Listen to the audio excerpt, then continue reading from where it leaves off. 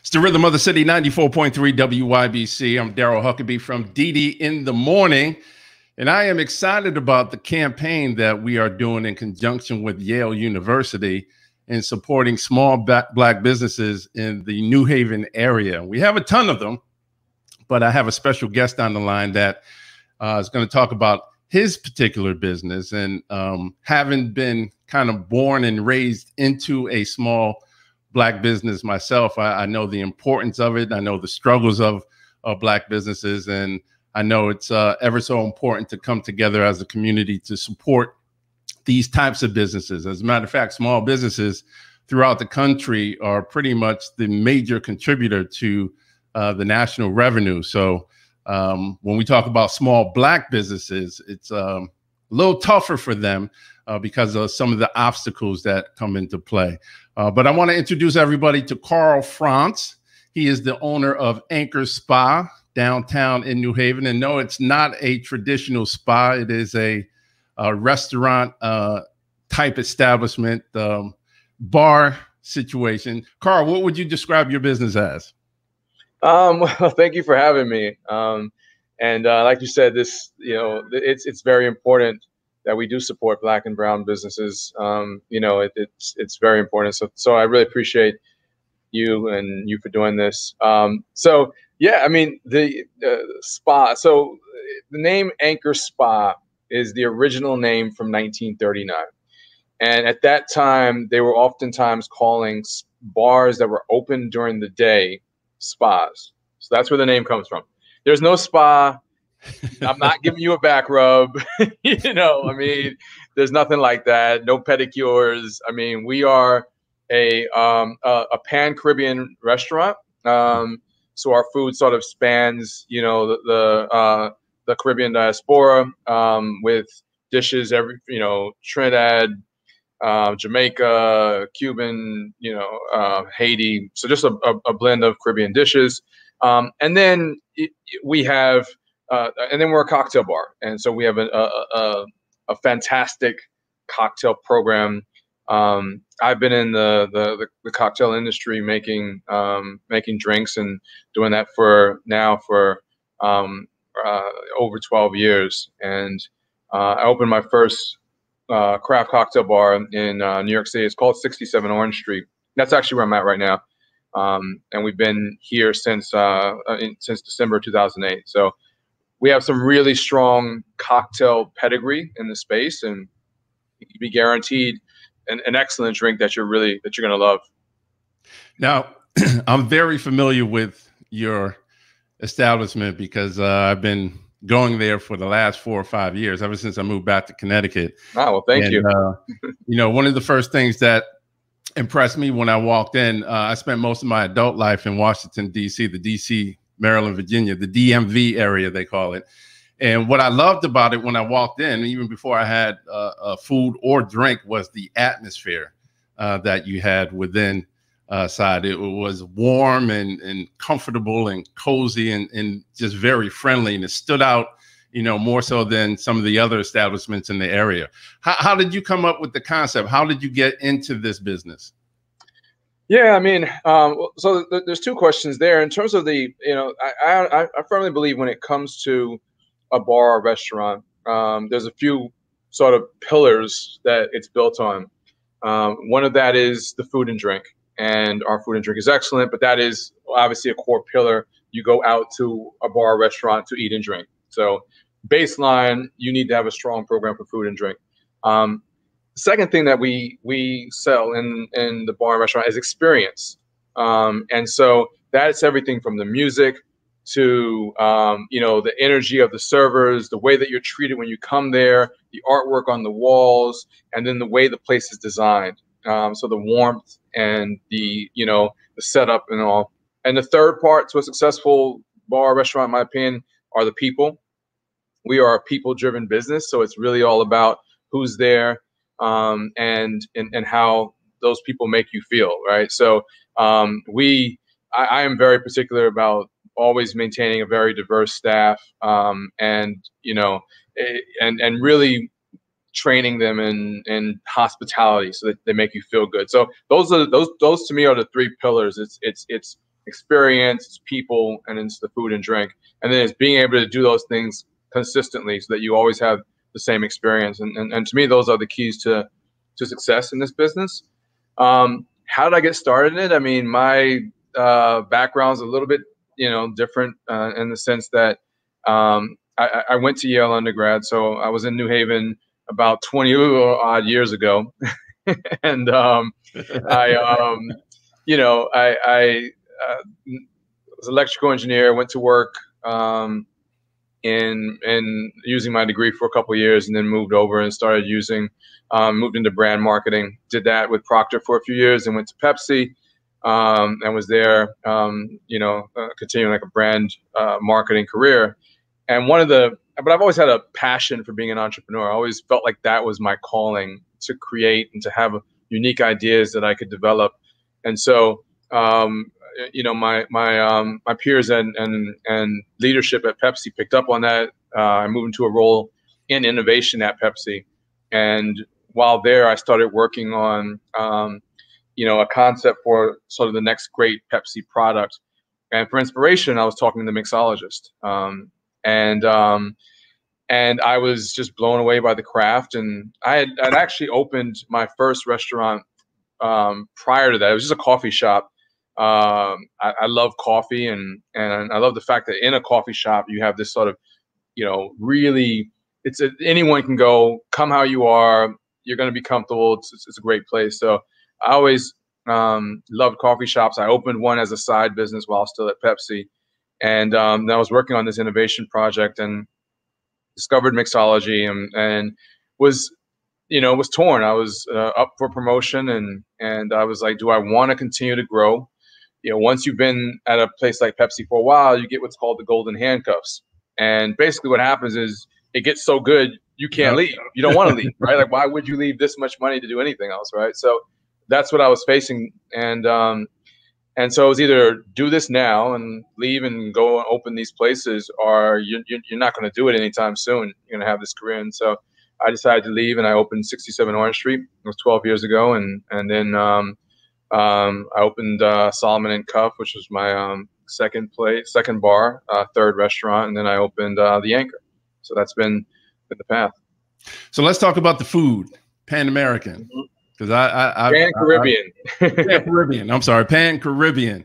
I've been there. I've tasted the cuisine, and it is so good. Thank you.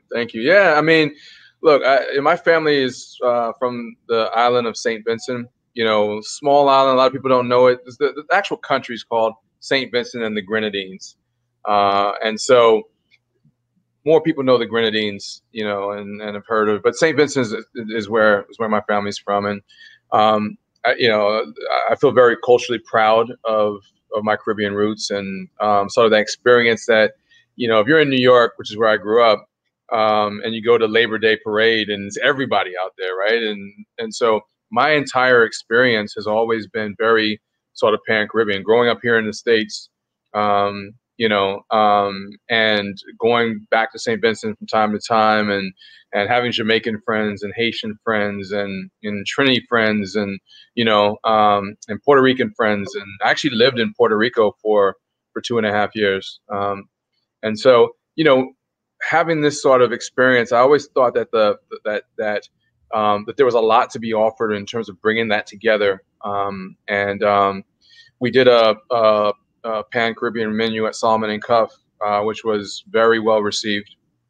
And at Anchor, we didn't always codify it as such. We talked about port cities and food that you could, experience with from various cities, and it just all came together. We closed Solomon & Cuff in September of last year, and it all sort of came together for me, like the Anchor. This idea of anchoring in port cities and everything, and my Caribbean heritage and what we had done at Solomon & Cuff, and it just made sense. So the menu is helmed by Scott Brown, local New Haven cat, who's just an incredible chef, really treats the food respectfully and thoughtfully, and puts out good food every time.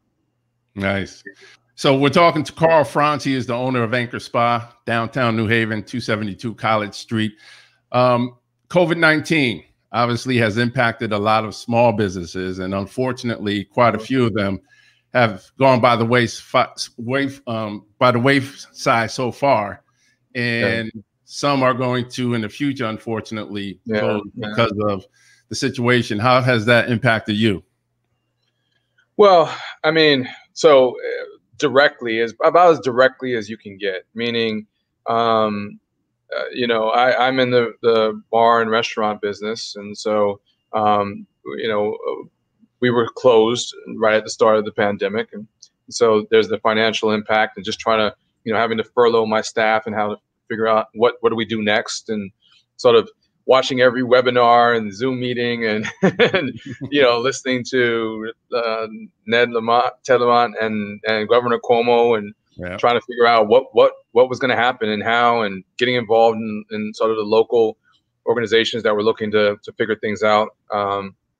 The Greater New Haven Chamber of Commerce has done a great job in terms of providing information, but it was this constant search for information and for just trying to stay on top of what was going on.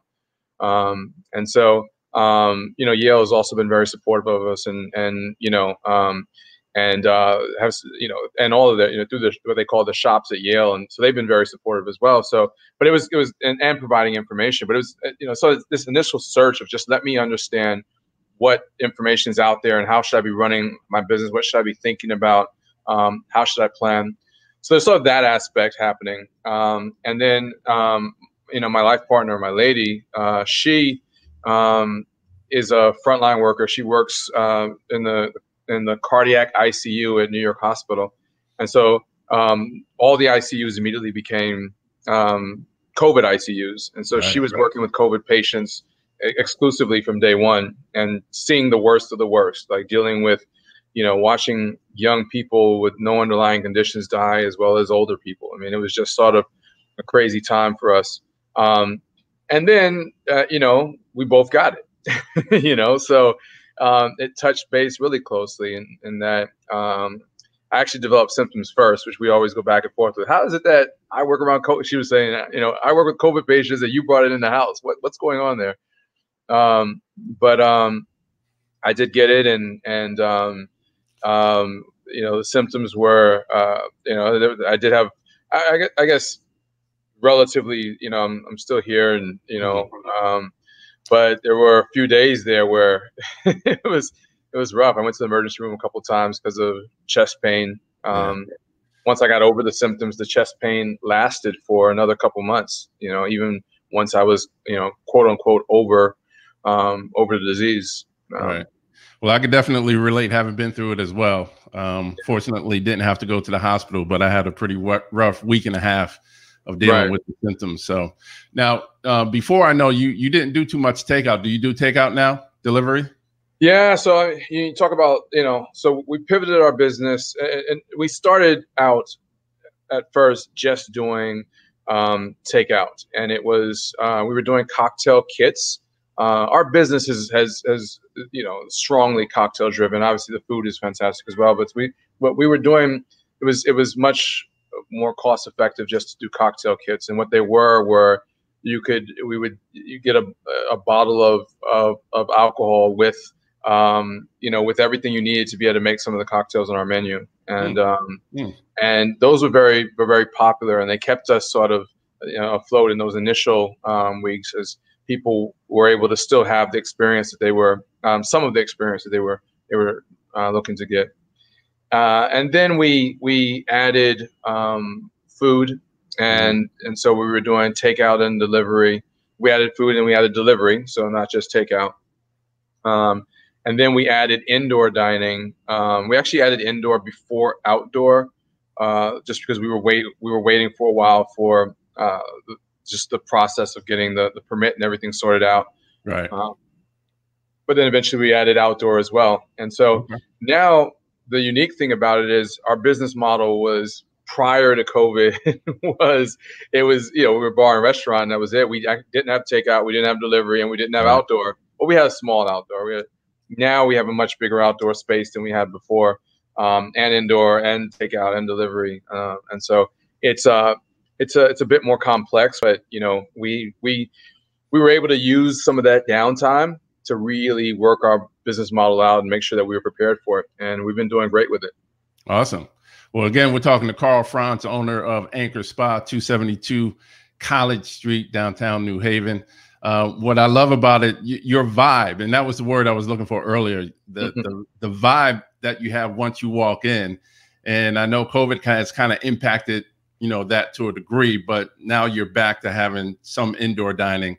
And another thing that stuck out, and you mentioned this, the mixologists. They're not bartenders, but they're mixologists. And you're not going to walk into Anchor Spa to get a normal drink, not a normal rum and coke or gin and tonic or a vodka, this and that. You're going to get something with some creativity and the core of it, the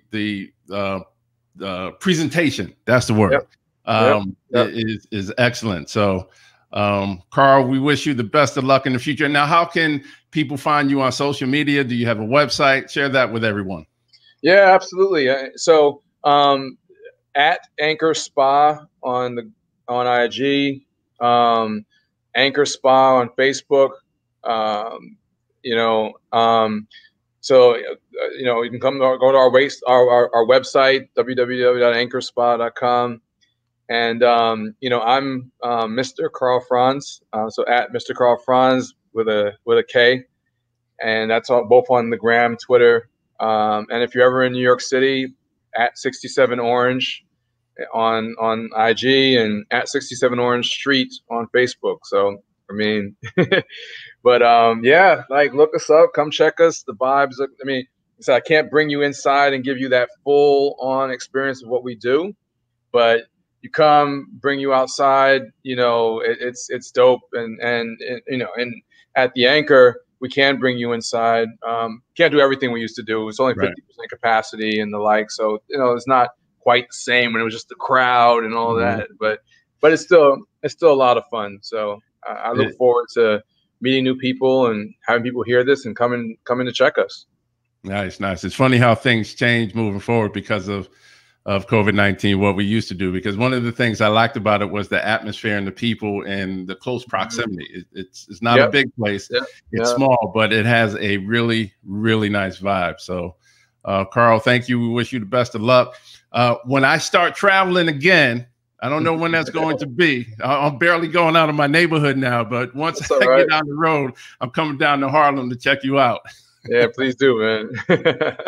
All right. Again, we're talking to Karl Franz, Anchor Spa, 272 College Street, the best Pan-Caribbean food in the area.